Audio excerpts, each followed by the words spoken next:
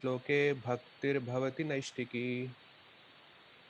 ओम ज्ञानतिमिरन्दस्य ज्ञानञ्जनशलाकाय चक्षुरुन्मिलितं येन तस्मै श्रीगुरुवे नमः। श्रीचैतन्यमनोभीष्टं स्थापितं येन भूतले स्वयं रूपकदा मह्यं ददाति स्वपदान्तिकं। वन्देऽहं श्रीगुरु श्रीयुतापदकमलं श्रीगुरून् वैष्णवांश्च श्रीरूपं साग्रजातां सहगना रघुनाथान्वितां तां सजीवं साद्वैतं सावधूतं परिजनसहितं कृष्णचैतन्यदेवं श्री राधा कृष्ण पदान सहगना ललिता श्री विशाखान्वितांश्च। हे कृष्ण करुणा सिंधु दीनबंधु जगतपते गोपेश गोपिका कांता राधा कांता नमोस्तुते। तप्त कांचन गौरांगी श्री राधे वृंदावनेश्वरी वृष्ण भानुसुते देवे प्रणमामि हरिप्रिये। वाञ्छाकल्पतरुभ्यश्च कृपा सिंधुभ्य एव च पतितानां पावनेभ्यो वैष्णवेभ्यो नमो नमः। जय श्री कृष्ण चैतन्य प्रभु नित्यानंद श्री अद्वैत गदाधार श्रीवासादि गौर भक्तवृंदा। हरे कृष्णा कृष्णा कृष्णा हरे हरे, हरे Ram Ram Ram Hare Hare.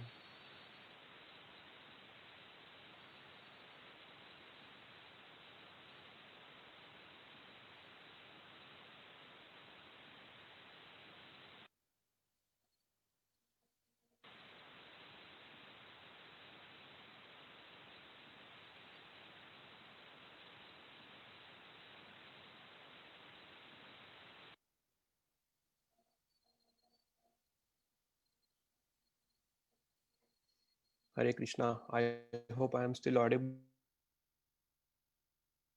to everyone. Little breaking up, Prabhu. Is everyone able to hear me? Oh, It's okay now. okay. So today we are going to discuss this verse from the 11th canto of Srimad Bhagavatam. This is the 12th chapter, and the verse number is 10. The name of the chapter is very interesting. It says, Beyond Renunciation and Knowledge. Okay. So let's recite this verse and then we can discuss the context about this verse and about this chapter also. So I'm audible, right, Prabhu? Rasraj Prabhu? Yes. Okay, good. All right. So you all can recite after me. Ramena Sardham Mathuram Pranite Ramena Sartham Mathuram Pranite Swafalkina Mai Anurakta Chittaha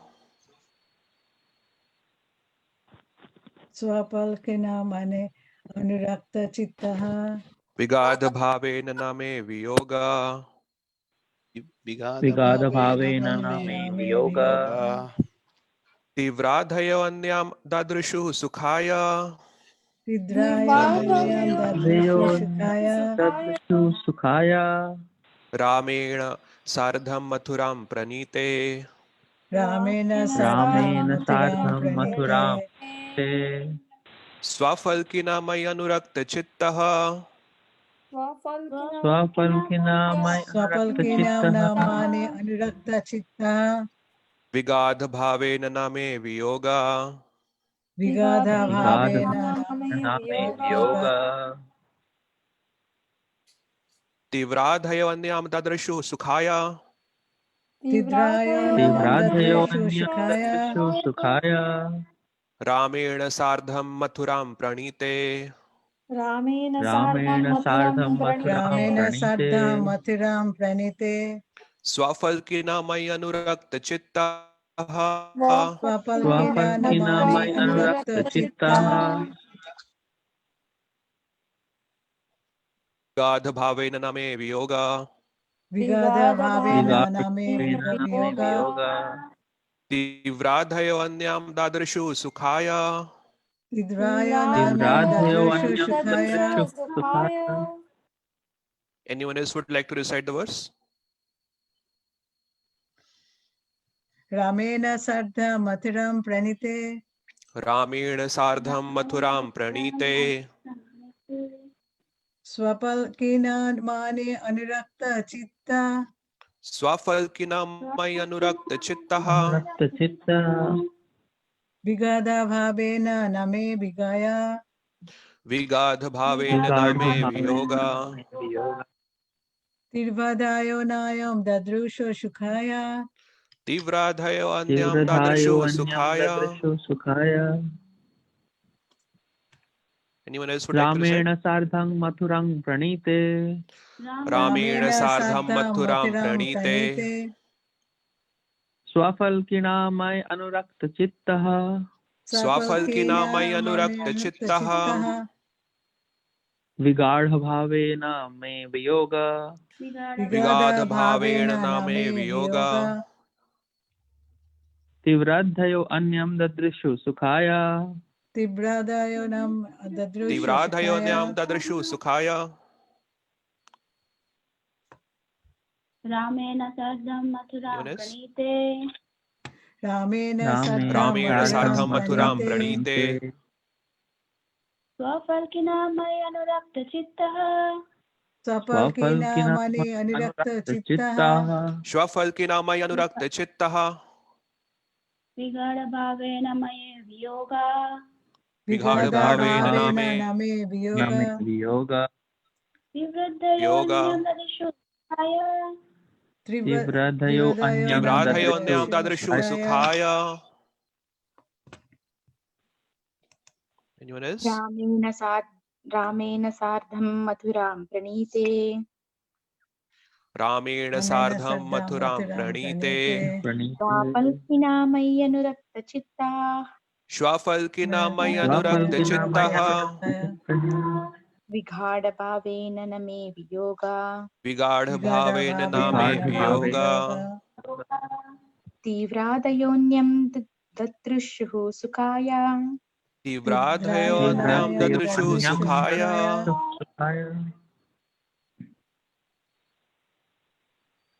Okay, let's recite the synonyms.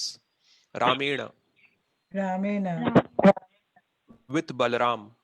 with Balaram Sardham सार्धं with with Mathuram Mathuram to the city of Mathura. to the city of Mathura. Pranite Pranite when brought. when brought.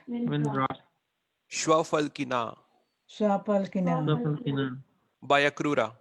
by Akrura. My myself. Myself. Anurukta Anurakta. constantly attached. Constantly attached.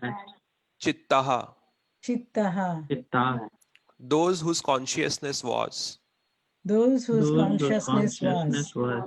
Vigadha Vigara. extremely deep. Extremely deep. Bhavena Bhavena. by love. By love. Na Na. not Not. me Me. than me. Than me. Viyoga Viyoga. of separation. Of separation. Tivra intense. Intense. Adhaya Adhaya. who were experiencing mental distress, anxiety. Who were experiencing mental distress, anxiety. Anyam Anyam. other. Other. Dadrishu Dadrishu. they saw.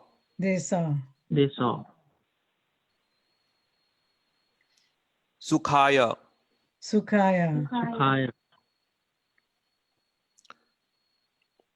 that could make them happy. that could make them happy. Translation: the residents of Vrindavan, headed by the gopis, were always completely attached to me with deepest love. Therefore, when my uncle Akrura brought my brother Balram and me to the city of Mathura, the residents of Vrindavan suffered extreme mental distress because of separation from me and could not find any other source of happiness. Purport: this verse especially describes the sentiments of the cowherd girls of Vrindavan, the gopis, and Lord Krishna here reveals the incomparable love they felt for him. As explained in the 10th canto, Lord Krishna's uncle Akrura, sent by Kamsa, came to Vrindavan and took Krishna and Balaram back to Mathura for a wrestling event. The gopis loved Lord Krishna so much that in his absence, their consciousness was completely absorbed in spiritual love. Thus, their Krishna consciousness is considered the highest perfectional stage of life. They were always expecting that Lord Krishna would finish his business of killing demons and return to them. And therefore, their anxiety was an extremely moving, heart-rending display of love. Anyone desiring true happiness must take to the devotional service of the Lord in the spirit of the gopis, giving up everything for the pleasure of the Supreme Lord. Hare Krishna.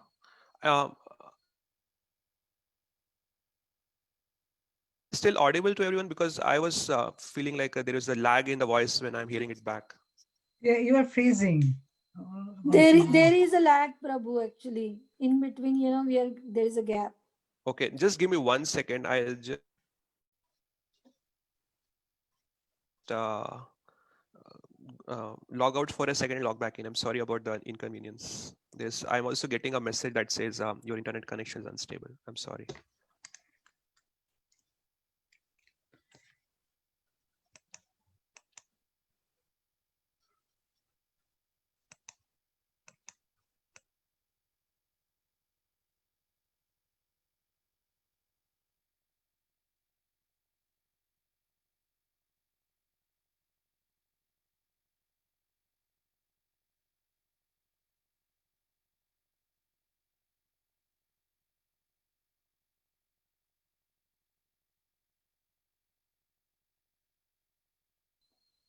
Hare Krishna, is everyone able to hear me now? Yeah, Yes, we can hear you. Okay, I hope it will be better now. So I'll recite the translation one more time before we move forward. The residents of Vrindavan, headed by the gopis, were always completely attached to me with deepest love. Therefore, when my uncle Akrura brought my brother Balaram and me to the city of Mathura, the residents of Vrindavan suffered extreme mental distress because of separation from me and could not find any other source of happiness. So as we all can understand, this verse is spoken by Krishna to Uddhava. This is part of the 11th canto, which is the section where it's called the Uddhav Gita section of the Srimad Bhagavatam. Now, Srimad Bhagavatam itself, we know, so does anyone know how many? So we know that there are 12 cantos in the Srimad Bhagavatam. We know that the version of Srimad Bhagavatam that we have from BBT, there are 18 volumes in the standard Srimad Bhagavatam version, and there are 18,000 verses in the Srimad Bhagavatam. But here is a question to everyone. Does anyone know how many total chapters are there in all the cantos of Srimad Bhagavatam?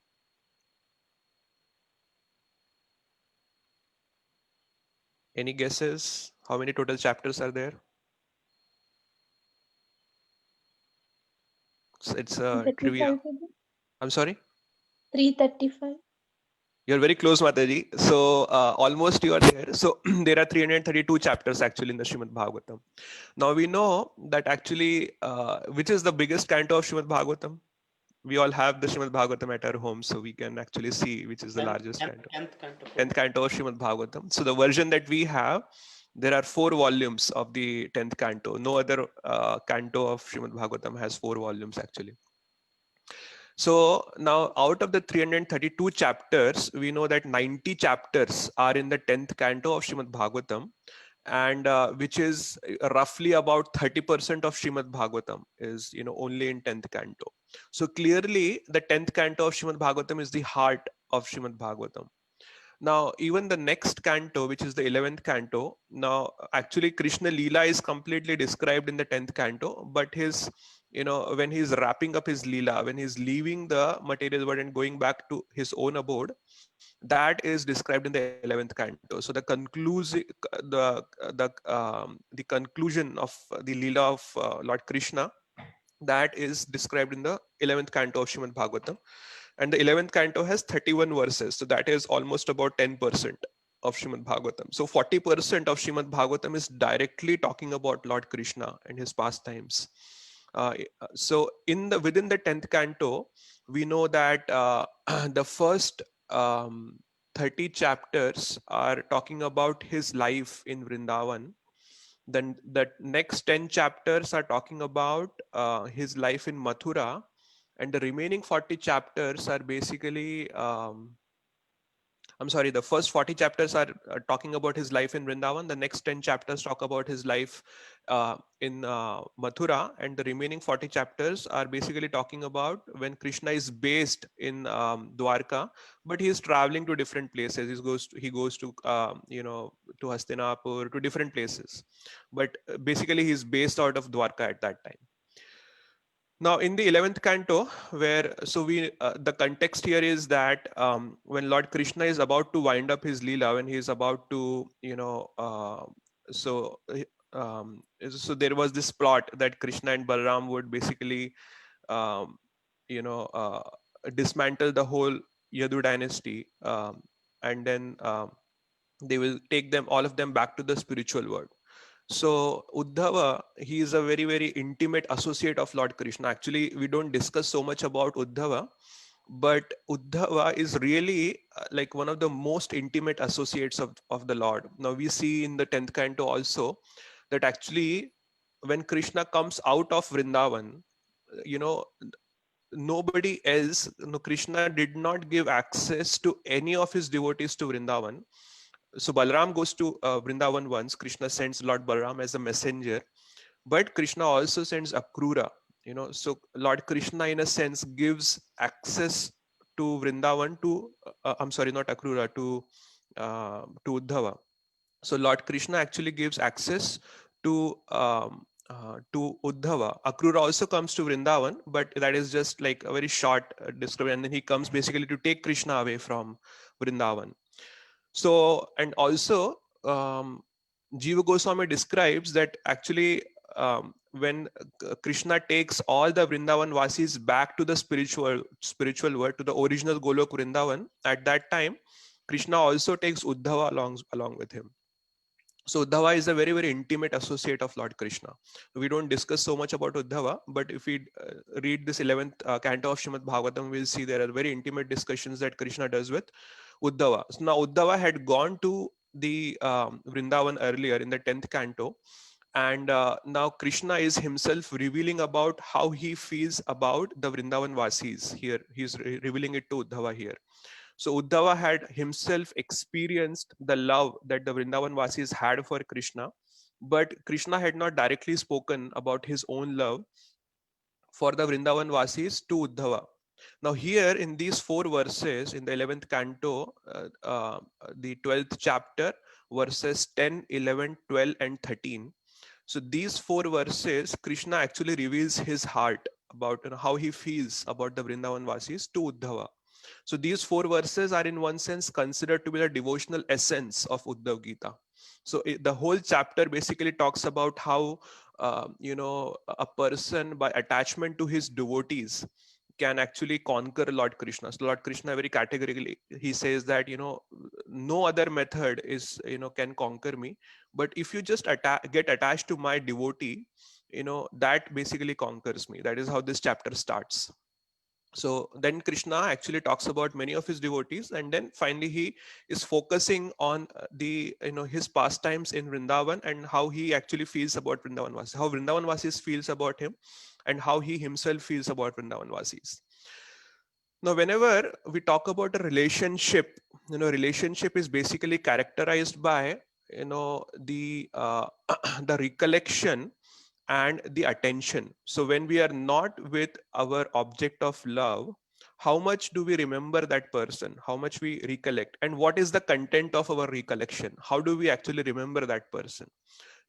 So for example, if I say I had a good friend sometime back in my school, and then I'm talking to someone else about him, I may say that, okay, this person was very helpful. Okay, so that basically describes how I feel about that person. Now, I may not be very intimately associated with that person, but I just feel that this person was really helpful for me. He helped me in certain things. So that is like the nature of my relationship with him. That basically describes it. So basically, the how much do we remember a person, and what is the content of our recollection? How do we remember that person? In what way? So even if we talk about our close relationship, our parents may actually, when we remember our parents, we may remember them in a different flavor. When we remember our spouses, we may, if we are away from them, we may remember them in a different flavor. When we are away from our kids, we can remember them in a different flavor. So every relationship has its own flavor. And the another thing that characterizes a relationship is the attention. Now, when we are with a person, how much attention are we paying to that person? So when I go to India to visit my parents, sometimes I would tell my mother, when I am there in USA, I'm always remembering you. So my mother would sometimes tell me, but when you are here, you're always in your phone, you are sending some messages, you're on your laptop, you're not talking to me. So how can I believe you that, when you're here with me, you are not actually paying much attention to me. So how can I believe you that when you are not with me, you are actually remembering me? So how much attention we give to that person, that also kinds of describes, how much we are attached to that person.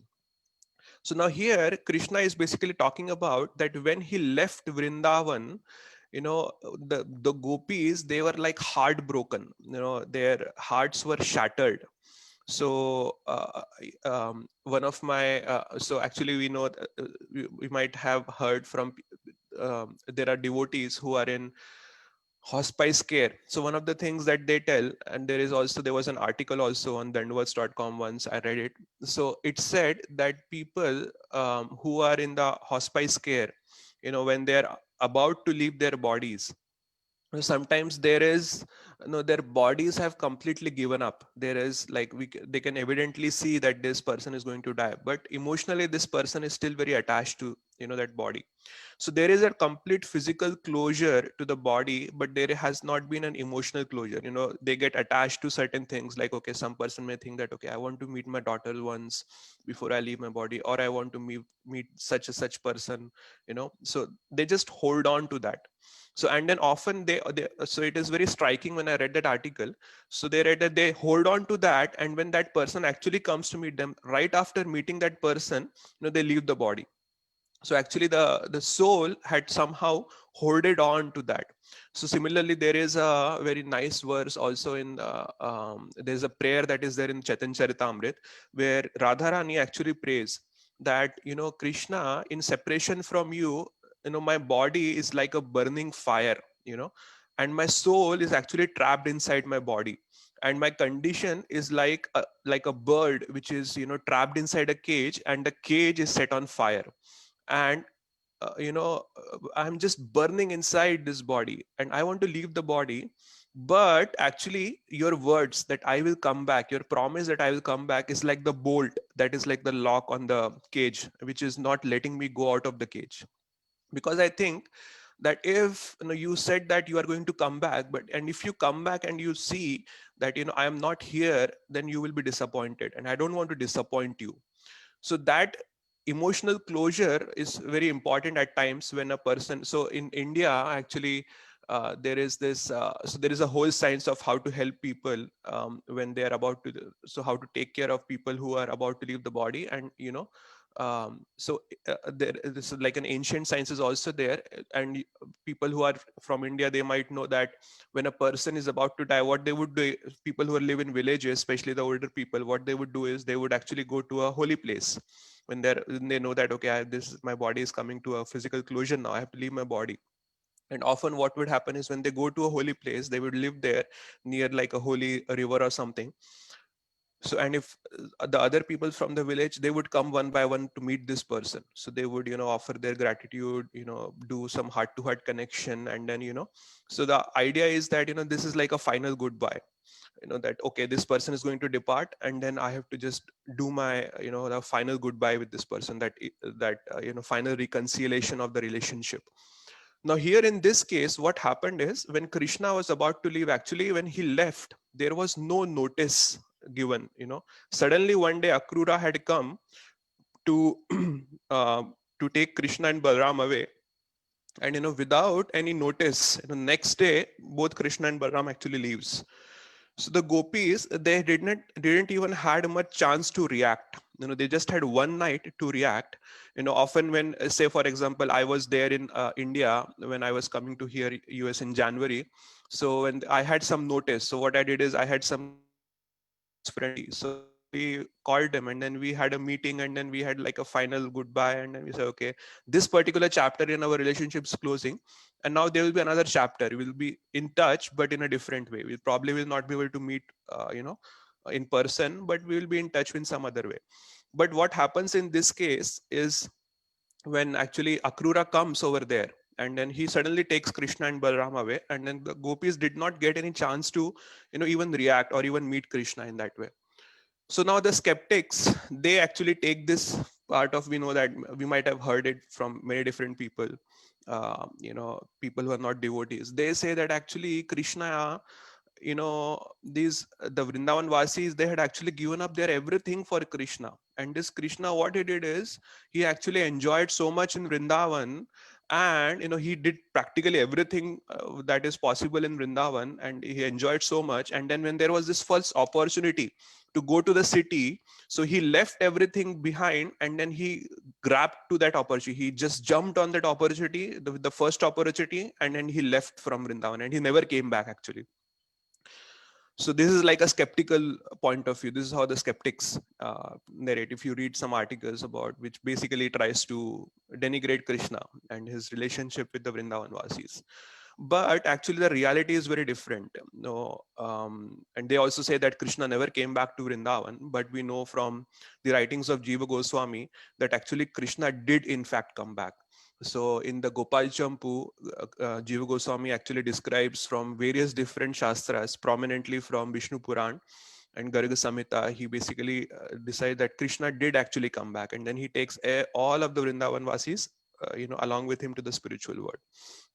Now, but what were the circumstances in which Krishna had to depart? It is not that Krishna wanted to go on himself. It says, Shwa Falkina mai anurakta chittaha. So Shwa Falkina, it is interesting. It is like a name of Akrura. Akrura. So anyone knows what is the connection of Akrura? Why is he called Shwa Falkina? His father. Yes. So Shwa Falkina actually is the father. Shwa Falkina is his father, and then he's kind of referred from his paternal connection. So when this Akrura had come to take Krishna away, so what happens when Akrura actually first comes? So he first meets Krishna and Balaram outside. Krishna and Balaram were kind of playing or doing something in the outskirts, and then he basically meets Krishna and Balaram over there.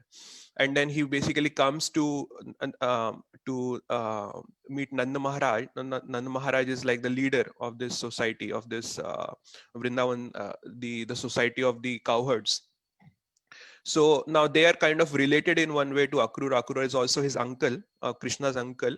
But Akrura makes it clear that when he is coming here to visit Nanda Maharaj, he is not coming here as a relative to meet.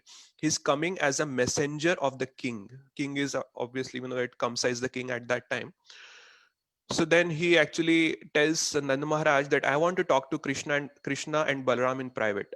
So when he makes that request, Nanda Maharaj is a little skeptical, but he understands that, okay, he didn't, he understood that there is something wrong, but he couldn't say no to Akrura because he understood that, he is like a messenger of the king, and the king is not an ordinary king. He is like a temperamental tyrant. He's a tyrant that we all know, but he's temperamental also. Temperamental in the sense that, he at some point he will go and ask for forgiveness to Vasudeva and Devaki, and another day he will put them back into jail.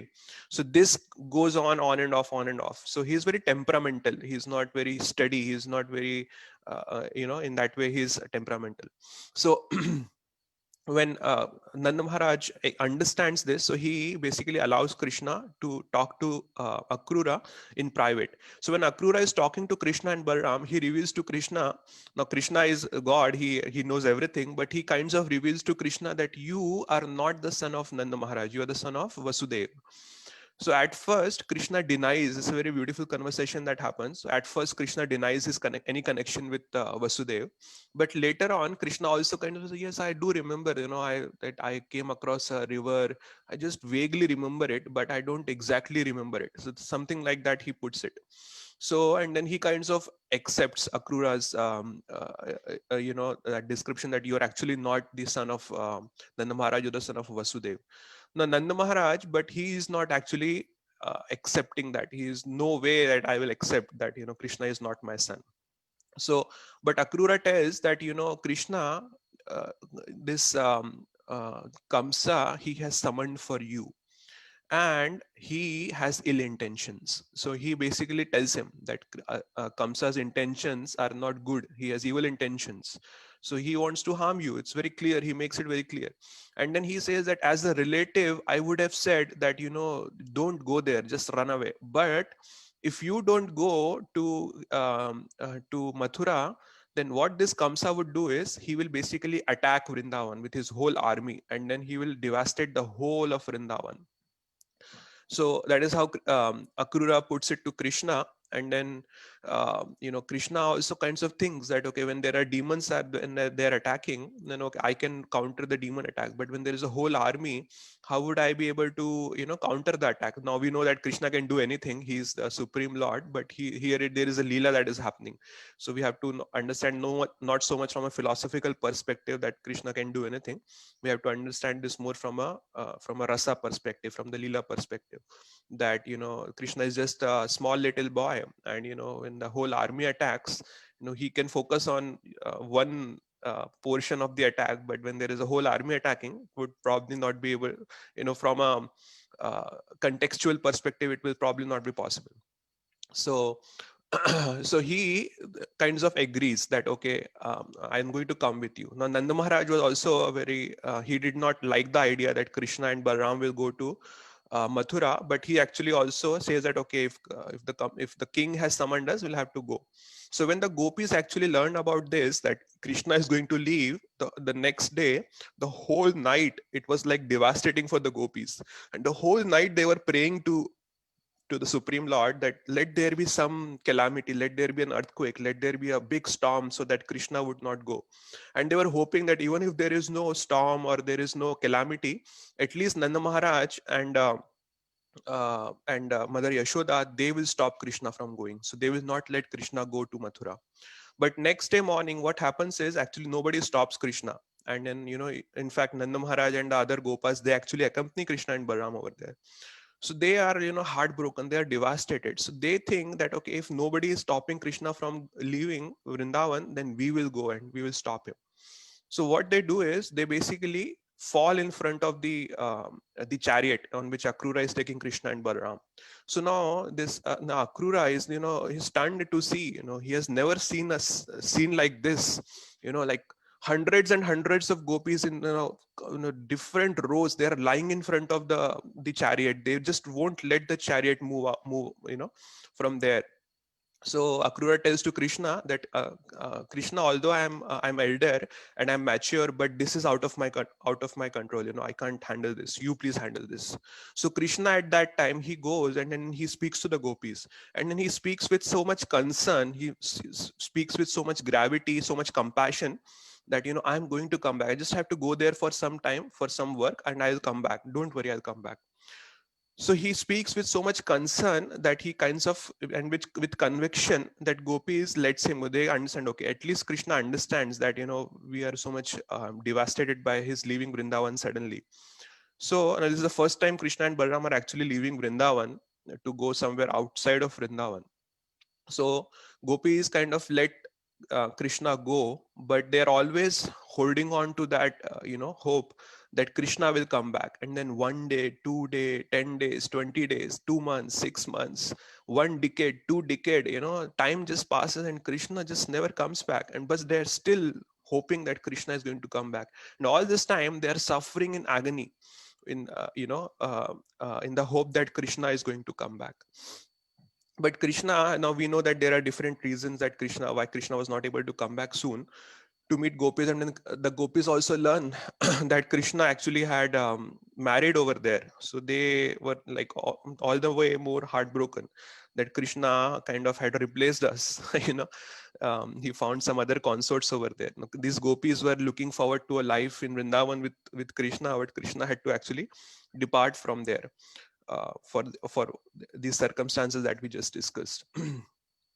So now actually when Krishna and Balaram were staying in Vrindavan, their identity, not so much of Balaram's identity was very clear that he is the son of Rohini and Vasudev. But from the perspective of Krishna, the identity was not very clear, in a sense that what happens is after Krishna is born and Garg Muni is like a great saint, he realizes that the Supreme Lord himself has descended in the dynasty in which he is serving. So Garg Muni is the priest of the Yadu dynasty, and he feels that he is so fortunate that this is the dynasty I'm serving, and the Supreme Lord has himself appeared in this dynasty. So he thinks that I want to see the Supreme Lord. So he makes a request to Vasudev that I want to go, and Vasudev also tells him that yes, you go there and please bless him. And then Garg Muni actually comes to Vrindavan at that time, and he meets Nanda Maharaj. And then Nanda Maharaj, he says, such a great saint has come to my home and I don't want to go this opportunity away. So he requests Garg Muni that actually please you do the name giving ceremony for my son, for Krishna. So then Garg Muni says that actually no, this is something that although I would be very happy and feel fortunate to do it, but it will actually raise the suspicion of Krishna, of Kamsa. So he says that the three things. One is that I am the priest of the Yadu dynasty, and it is very clear that the heir of the Yadu dynasty is missing. So what had happened is when the prophecy had come that the eighth child of Vasudeva and Devaki will kill Kamsa, so the prophecy had used a gender neutral term. It was like Ashtam Garbha. So Ashtam Garbha, it doesn't say would it be a boy or a girl. So it's just a gender neutral term. So when the eighth progeny that happens to Vasudeva and Devaki, it turns out to be a girl. So Kamsa at first, he thinks that alas, these even the devatas tell lies, because he thinks that I am a warrior. So naturally, if someone had to come to kill me, he should be a warrior. He should be at least a boy, a male, a male child. So, but when the eighth child turns out to be Devi, he thinks that, okay, actually even the devatas are, giving empty threats to me. And then he thinks that, I am so powerful that even the devatas, they can't do anything. So they are just sending empty threats. But as the time passes, his suspicion nature resurfaces. No, he thinks that no, devatas are my mortal enemies. They will not issue empty threats like this. So there must be something more deeper that is there, which I don't know. So what happens is he feels that, okay, there is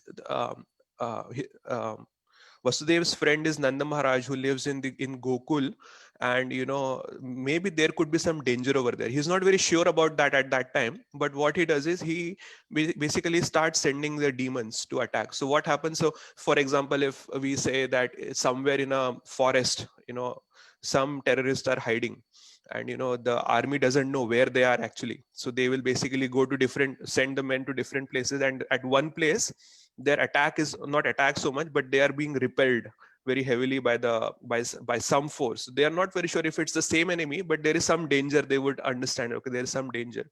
So what happens is when Kamsa sends these demons to Vrindavan, one by one, all his demons starts failing. And then he kinds of realizes that, there is some threat. This is the person who is actually, prophesized to kill me. So now he couldn't, all when he was sending one by one every demon, all the demons were killed. So he thinks that if I just can summon Krishna here to my, to my area, we would make a combined attack. All the demons will together attack here on Krishna, and I will myself attack on Krishna. And he's just a small little boy, and we'll be able to kill him. That is his overall plan. That is how he summons. So actually, now Garg Muni, what he does is, so when he is talking to Nanda Maharaj, he tells Nanda Maharaj that actually I am the priest of the Yadu dynasty, and the heir of the Yadu dynasty is missing, And moreover, he tells that actually, Nanda Maharaj, you are at such an advanced age that at this age, conceiving a child or fathering a child is not very possible. It is very difficult. So Kamsa will put all these three factors together, and then he will think that actually this is the child who is going to kill me. So he might actually try to attack you. So it will be very devastating. So let's not try to raise any suspicion of Kamsa. Let's not do it. So Nanda Maharaj say that, what you said is right, but, still, excuse me, I think that Providence has arranged this. Providence has actually sent you over here, so I don't want to let this opportunity go away in vain. So let us do one thing. We will not do the ceremony at my home. We will do like a low profile ceremony in the cowshed. So nobody will come to know about it. And at the same time, my son will receive your blessings. So at that time, Gargmuni kinds of agrees that, yes, this is a good idea. Let's do it. So in a cowshed, they do the name giving ceremony. And at that time, when after the name giving ceremony is over, so Krishna's horoscope is shown to Gargmuni.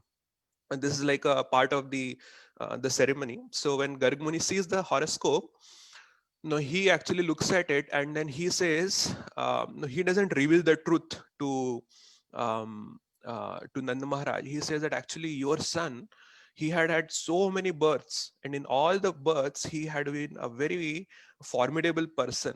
He had been a very, very powerful person, and actually your son is as powerful as Narayan. He doesn't say that your son is the source of Narayan, his Krishna is the supreme lord. He says it's as powerful as Narayan. So he doesn't tell the truth, but again, he is a Brahmin. He doesn't want to speak lies also. So he says that actually in one of the previous births, your son was the son of Vasudev. Now it is true in one sense. Does anyone know how is it true? How is Krishna the son of Vasudev in a previous life? Just want to make sure everybody is still awake. Prabhu, I'm not sure, but I think he's the son of Sutapa and Prishni, and Yeah, all right. Prishni and Sutapa were Vasudev and Devaki in a previous lifetime. That's correct. So Sutapa and Sutapa and Prishni. So Sutapa was a Prajapati, and Prishni, so his name was Prishni Garbha at that time, and then again he becomes another incarnation also. What is that incarnation? Very prominent, which is given in the Srimad Bhagavatam also. The incarnation of Vamandev. So that is also there. So now this Prishni Garbha is an interesting incarnation, and in the Laghu Bhagavatamrita it is described that this, when Dhruv Maharaj had actually prayed to Lord Vishnu, actually this is the Prishni Garbha incarnation that comes and blesses Dhruv Maharaj over there. This is mentioned in the Laghu Bhagavatamrita. So Prishni Garbha is actually mentioned multiple times in Srimad Bhagavatam. One says in the 10th canto, when Krishna had just taken birth, and then he is revealing to Vasudeva and Devaki that I am, so in the form of Vishnu, he reveals that, you had prayed to me in your previous lives that you want to have me as your son. So you were Prishni and Sutapa at that time it is mentioned, and there's one other place where it is mentioned. I believe that is in the purport of Srila Prabhupada about Prishni Garbha. That is, I believe, in the 6th or 7th canto of Srimad Bhagavatam. So Prishni Garbha is also very prominent avatar. It is mentioned in the Srimad Bhagavatam, and then we all know that Vamandev incarnation is also mentioned in the Srimad Bhagavatam. So what Gargmuni tells to Nanda Maharaj is actually he was the son of Vasudeva in a previous life. So he doesn't exactly speak the truth, but he doesn't speak lies also. So it is like say Achintya Bheda Bhed. So it is true, but not the complete truth also. So so these are the circumstances in which Krishna actually had to leave Vrindavan. It is not that Krishna wanted to go happily and then he was jumping with joy that, okay, this is my time to go to Vrindavan. But what happens is, after leaving Vrindavan, he is kind of always remembering gopis, and the gopis are also remembering Krishna all the time. They were like suffering in agony. Now we may say that, okay, no, Kamsa was also thinking of Krishna all the time. No, and actually he was thinking about Krishna when all of his demons were falling one by one. His conviction is getting deeper and deeper, and it is revealed, it is mentioned in Srimad Bhagavatam that even when his wife is sleeping next to Kamsa, he thinks that actually it is Krishna, and then he would wake up and then he would, how did Krishna come over there? So he was so much in Krishna consciousness that he was seeing Krishna even in his wife. So we may say that, okay, Kamsa is also Krishna consciousness, is in Krishna consciousness, but is it really Krishna consciousness? Kamsa's consciousness about Krishna, is it Krishna consciousness or no? It's unfavorable. That's right. So what is that verse where it is mentioned that anukulyena Krishna anushilanam bhaktiruchyate? It is that the favorable, it is, we should be Krishna consciousness in a mood to please Krishna, not in an unfavorable way. So he was Krishna consciousness, he was in Krishna consciousness, but in opposite way. So there are 6 limbs of surrender, which is anukulyena sankalpam and pratikulasya varjanam. So we basically give up everything that is pratikul, and we take up everything that is anukul. But Kamsa was actually, he has taken up everything that is pratikul and given up everything that is anukul. So he is like exactly opposite to what is mentioned in the scriptures. But still he was, we can say he is Krishna consciousness, but in an opposite way. So now gopis were kind of suffering the whole time, and here Krishna is actually acknowledging that yes, they missed him so much, they were in so much agony, and then he kind of appreciates that yes, when there is a problem in a relationship, and then if another person, he doesn't even understand the emotions. If suppose I am having a problem with a loved one, and there's an emotional turmoil that is happening inside me, and the other person, instead of solving the problem, he doesn't even understand my situation. So that would be like more devastating. You don't even understand what is happening with me, forget about solving the problem.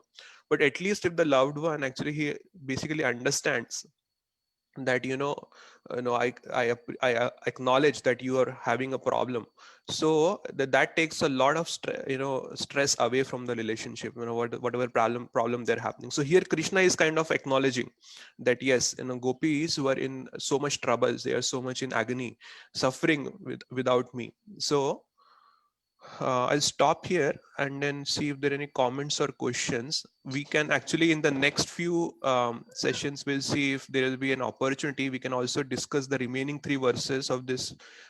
This is very heart-wrenching in a sense, where Krishna is revealing his own feelings about the Vrindavan Vasis and the gopis. Any questions, comments, corrections? Yes, Krishna Prabhu. Prabhuji, very nice class, Prabhu. And I have one question, Prabhu. I think I heard this many devotees saying that, actually Krishna never left Vrindavan. I mean, they were talking about Vrindavan Krishna versus Mathura Krishna. So can you just tell me what is that concept is actually? I never understood that. So actually, the Vrindavan Krishna, when we say that Krishna never left Vrindavan, so Vrindavan Krishna is basically living in the hearts of the Vrindavan Vasis. And whenever their remembrance of Krishna is so great that whenever they remember Krishna, they would feel that Krishna is actually there with them. There is also in the Padyavali, which is like a series of verses that is compiled by Rupa Goswami. Rupa Goswami, actually, there is a verse where Radharani says that, Krishna, if I have to choose between the separation and union, I would prefer separation. But because when I am there in person with you, I see you at one place. But when I am in separation from you, I can see you everywhere. You fill my world, you fill my heart, and you fill my world. You are everywhere. So Krishna is actually there in Vrindavan, in the hearts of the Vrindavan. He's not physically manifest over there where you can, reciprocate with him in a personal way, but he is present in a sense that he is there in an unmanifest way. So actually Vrindavan is not different from Krishna. It is said that Vrindavan and Krishna are the same. The Dham, Vrindavan and Krishna is the same. It's just that we can't understand it unless we have that purity.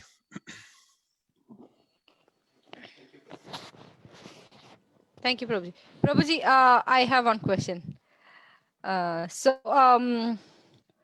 When Krishna left Mathura, then the Gopas, when Krishna left Vrindavan, the Gopa boys could feel his presence, but even the gopis should be feeling the presence of Krishna. But I read in Radharani's pastimes by Purushottam Maharaj, in that book, that Radharani, Srimati Radharani, Lalita Devi and Vishaka, all of them left their bodies. So in the separation only they left their bodies. So I didn't understand, like, why did... Okay. Actually, I don't so much know about what Maharaj has written, but if you read the Gopal Champu that is written by Jiva Goswami, he actually writes that, Krishna, when he comes back, so he basically describes multiple places where Krishna actually there was a formal marriage between the gopis and Krishna, and then there is a marriage ceremony of Radharani and Krishna also, which is done by Brahma himself. Lord Brahma comes and he becomes like the priest, and then he officiates the marriage of Krishna and Radha. And later also, after killing Dantavakra, that is what Jiva Goswami describes in Gopal Champu, that so this happened after the Rajasuya Yagya in what is that? Not Hastinapur, the other place. Anyway, wherever the Rajasuya Yagya happens. So after that, what happens is this Dantavakra is a good friend of... I think it is Indraprastha. Indraprastha, yes. Thank you, Mataji. Indraprastha. I was missing that name. So Dantavakra and Shishupal, they were good friends, and they hatch a plan that, they will kind of kill Krishna. So Dantavakra says that, I will be waiting for Krishna in Mathura, and if you somehow miss to kill Krishna, then when Krishna passes through Mathura, I'm going to kill him over there. But what happens is, when he is still attending the Rajasuya Yagya, he kills Shishupal over there, and we know that it's like a bloodless decapitation of, there is no blood that comes out, because if the blood comes out in the Rajasuya sacrifice, the sacrifice will be defiled. Is the nature of that sacrifice. So, and then he gets information, he gets a messenger comes over there, and then he tells him that Shalva has attacked Dwarka from air. It's like an air attack. So, and most of the city has been kind of devastated. So both Krishna and Balram, they rush towards Dwarka to dismantle the attack of Shalva. So basically they do pass from the Dwarka, but they go from an unexpected time. They were not expected to go at that time. So Dantavakra kinds of misses Krishna, but he didn't know that Krishna and Balram had already passed. So he was waiting for Krishna and Balram in Mathura. So when Krishna actually dismantles the attack of Shalva, at that time Narad Muni comes over there, and then he tells Krishna that actually Dantavakra is waiting for you in Mathura to attack you and to kill you. So Jiva Goswami describes that this is like, it was like a deer waiting for the lion to come and eat him. So Krishna thinks that, okay, if he's waiting for me, then let me go and finish him also. So he actually, then after that, he thinks, he was so eager to go to Vrindavan also, and Mathura is so near to Vrindavan. So he actually thinks that, okay, I'll take this opportunity and meet the Vrindavan Vasis also. But before all this happened, Krishna had also sent a messenger to Vrindavan to read a message from him to the Vrindavan Vasis.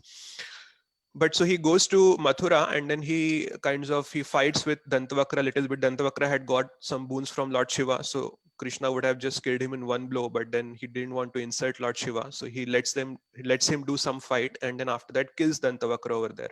And then he takes that opportunity, and then it was all unexpected, but then he thinks that now that I'm in Mathura, let me go to Vrindavan. So before that, he goes to Vishram Ghat. Vishram Ghat, he gives up his weapons, and then he says that now in this incarnation, no more weapons. Let my devotees take up weapons for me. So he then, when this messenger from Krishna and Krishna was reading this message to Vrindavan Vasis, all the Vrindavan Vasis had gathered. They knew that, okay, Krishna had sent a message. So when he is reading this message, at that time, while he's still reading, they hear like a conch being blown, and this is the Panchajanya conch shell. Now, although Krishna had never used Panchajanya in Vrindavan, but the Vrindavan Vasis knew the sound of Panchajanya. So they all become jubilant. They think that Krishna had come. So they all rush towards the outskirts of Vrindavan, and there they see Krishna riding on the chariot of Dwaruka. Dwaruka is the charioteer, and then Krishna comes over there. And then there's a very nice reunion that happens over there. And then he tells Vrindavan Vasis that, please tell me, what can I do for you now? So these Vrindavan Vasis were a little terrified, because when Akrura had come to take Krishna away, he had also come on a chariot. So then Krishna understands there, that they are very feeling insecure of this chariot, because that chariot is going to take him back to where he came from. So he says, don't be afraid. This chariot is there to obey your command. So please tell me, what can I do for you? So, and then at that time, the Vrindavan Vasis, the Nand Maharaj at that time says that we don't want you to go away now. We want you to stay with us. So at that time, Krishna tells Dwaruka that, please expand this chariot so that everyone from Vrindavan can fit on this chariot. So this chariot starts becoming big, and it basically grows to majestic proportions, and all the Vrindavan Vasis, they all come, and then they board the chariot. And then they first go to to the Yamuna River, to the banks of Yamuna River, and it is mentioned there that the spectators were seeing, other people, they were seeing that there's such a big chariot. This chariot, it is as big as a city. The whole Vrindavan is on that chariot. So it had come over there, and they were like, so, and then suddenly it disappeared. So Krishna at that time, he took everyone along with him to the spiritual world. It is mentioned that Krishna also summoned Lord Balaram, Rohini, and Uddhav at that time. So, and then he also arranged for their expansions to go and live in Dwarka. So the expansions of Krishna, Balaram, Rohini, and Uddhava are actually, they go back to Dwarka, and Krishna and all these Vrindavan Vasis, they basically go back to the spiritual. That is what Jiva Goswami describes in Gopal Champu. So I have not read that book that you just mentioned, Mataji, but this is what I know. Thank you so much. Any other comments or questions? Any corrections? But then how do you reconcile the two books that... I don't know, Mataji. I have not read it, so it will be very difficult for me to comment on that. And who is the person who wrote the other book, Sevanandini? Bhakti Purushottam Swami Maharaj. Mataji. I have a electronic copy of Gopal Champu. If you like, I can share it with you, Mataji. You can read that. I definitely want it. Yeah, sure, thank you. I have a real copy, Prabhu. I brought it years ago when I went to India. I have a book copy. Only thing is, some of the pages are like not collated properly. So you have to read it, and then you have to jump around a little bit, because whoever did the collation in India didn't do it right. But I have a physical copy. But I'm afraid to lend my books, because they go and they don't come back. And then I'm almost worried, and I forget who I've lent it to. Pati Govind, can you get book copies now, or just the electronic copy? It's definitely available in Vrindavan. I don't know so much where it will be. It's not there on Krishna.com. It's not on Amazon.com. So I have electronic copy. And there are multiple translations that are done by different people of that. I forgot which translation is the one. I shared it with Jiva Mataji once. I'll share it with you also, Mataji. You can take a look. I think the one I Thank have you is so of much. Bhanu Maharaj. I think Bhanu Maharaj. Okay, yeah, Bhanu Maharaj's translation is very nice. I think, I'm not 100% sure. I don't know where the book is. I have to locate it in my shelf. Prabhu, one more thing. What was I thinking? Oh, can you bring the second copy of Radharani? Because I owe someone else the copy. I told them that I would get it for them as a gift, and then one for myself. Can you take that And I've offline, been pursuing it. Sudevi Priya? What's that? Check with them offline on that. Others may have questions on the lecture. Okay. Since you asked the book, I thought I never get to see him. I don't want to bother him again. So, and it's for the book, so it will be part of book distribution if he orders these books, so that multiple copies can come and people can buy it. It's not just for myself. I'll call you, Mataji, after this class, and we can talk. Okay, any other comments or questions about what we discussed today? So Sevanand, again, I'm concerned why there's a discrepancy between Gopal Champu and that other book. We should try to find that out, you know. Mataji, that book is like Pastimes of Srimati Radharani, part 1 and part 2. There are 2 books. So part Mhm. 1, there are a lot of stories which describe Srimati Radharani and the pastimes. And in the second one also, there are so many stories which describe about Radharani's pastimes. But in that book, Bhakti Purushottam Maharaj clearly mentions how Srimati Radharani leaves her body, how Lalita Devi leaves her body and Vishaka Devi leaves her body, and then they go back to Dwarka as Satyabhama, and I forgot the other. Lalita Devi is yeah. Actually, He describes everything. Yeah. yeah, this is also mentioned by Jiva Goswami that they are the queens of Dwarka are the expansions of the gopis in Vrindavan. So he also tells that on even this is also mentioned in the Anand Vrindavan Champu by Kavi Karnapur. But there it is not described so much as that they first leave their bodies and then go over there. It is also described like when Radharani leaves her body in Yamuna, she goes back to Suryadev. And there's a lot of details in that book, Prabhuji. So, yeah, I It's just interesting, Mataji. Yeah, but does he gives any reference from where he's quoting that? I forgot, Prabhuji. I'll just check Okay. back if there's any reference regarding this. Jiva Goswami describes basically from Vishnu Puran, Garg Samhita, and some other Puranas. Brahman Puran is one which he quotes, different Puranas, and he also quotes some Tantras in different places. So all of that which Jiva Goswami writes is all authentic from different sources, Vedic sources. Okay. Yes, Prabhuji. Prabhu, sorry, I'm not qualified to make comment. I'm just want to share my realization on the reconciliation of two stories. Okay, yeah, please go ahead, Prabhu. Please, yeah. Yes. So one day during Radhashtami class, Ramapad Shami Maharaj was giving class in our temple. So he mentioned like different types of births that Radharani had. So, I mean, each was contradictory, right? Of course, Radharani could not have taken birth multiple times in one incarnation. So at the end, he said what happened was, and I think you mentioned several times too. So it's not that Krishna came only one time. Krishna came many times before. So when acharyas are writing the past times, different, for example, last Daroka, age of Dapur Yoga, whatever happened, maybe Jiva Goswami wrote that past time, but then other Maharajas, Purushottam Swami Maharaj probably wrote what happened in previous Dapur Yoga. You know what I'm saying? Yeah, so Kalpabhed is there in the scriptures, but we know Krishna comes once in that day of Brahma. So it may be that is a possibility when there are such discrepancies in a sense that contradictions are there. So one of the things that Acharyas explain is that Kalpabhed is one, but they also say that our logical capacity, our ability, our intelligence is very limited. So we think that either this or this is true, but when it comes to Krishna, both the things could be true, this and this. But how that this and this could be true, that we can't understand so much with our limited intelligence. That is how they also kind of tries to reconcile these kind of situations.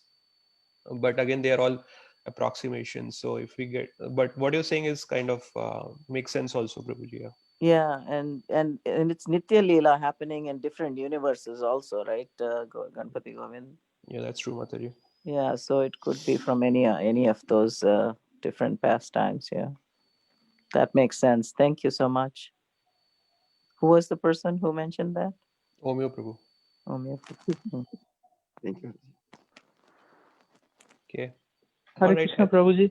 Yes, Prabhuji. Hare Krishna. Prabhuji, I had also heard in one of the lectures that at some point in time, Krishna arranges for all Vrindavan Vasis' memories to be erased. I think with Durvasa Muni and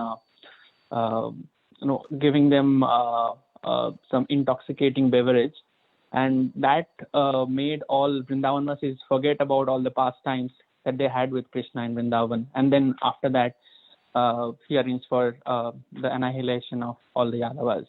So is that also related in this sequence, Prabhuji? No, this is not Vrindavan Vasis. That the annihilation happens for the Yadu dynasty. Yadu dynasty is the people who are living in Dwarka. So the way it is mentioned is, it is there in the Srimad Bhagavatam. It's in the 11th canto if you read. So they all drink. So they go for Prabhas. Prabhas is more like a picnic. So in the Prabhas Kshetra, it is on the bank of, not a bank of river, but it is more like a seashore.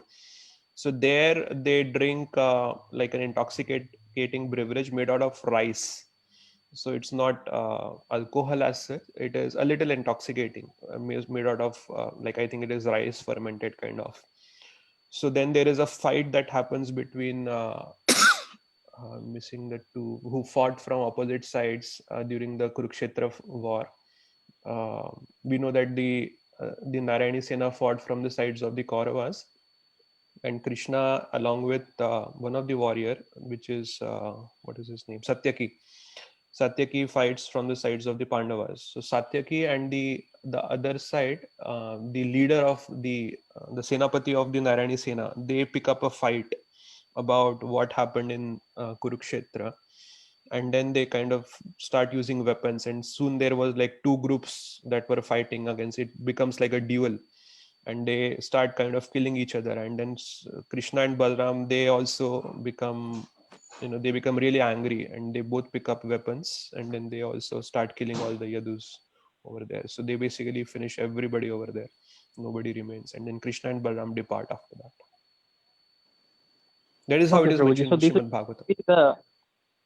These are the Yadavas from Dwarka, not from Vrindavan. Yeah, not the Vrindavan Vasis. Vrindavan is different. Okay. So basically, Nanda Maharaj and Vasudev, they are stepbrothers. They are born from the same father but different mothers. So they are stepbrothers. So, but we know that one of the brother becomes a Kshatriya and the other becomes a Vaishya. So the dynasty that comes from Nanda Maharaj, that is different, and then the dynasty kind of that comes from, they are called the Yadus over there, the dynasty that comes from Vasudev. Okay, Prabhuji, thanks for clarifying. Okay, all right. I think it's time now. So we can wrap up. Thank you, everyone. Thank you for joining. Vancha kalpatarubhyascha kripa sindhyubhya eva cha patitanam pavanebhyo vaishnavebhyo namo namah. Vaishnavebhyo namo namah. Anant Hare Koti Krishna. Vaishnav Vrinda ki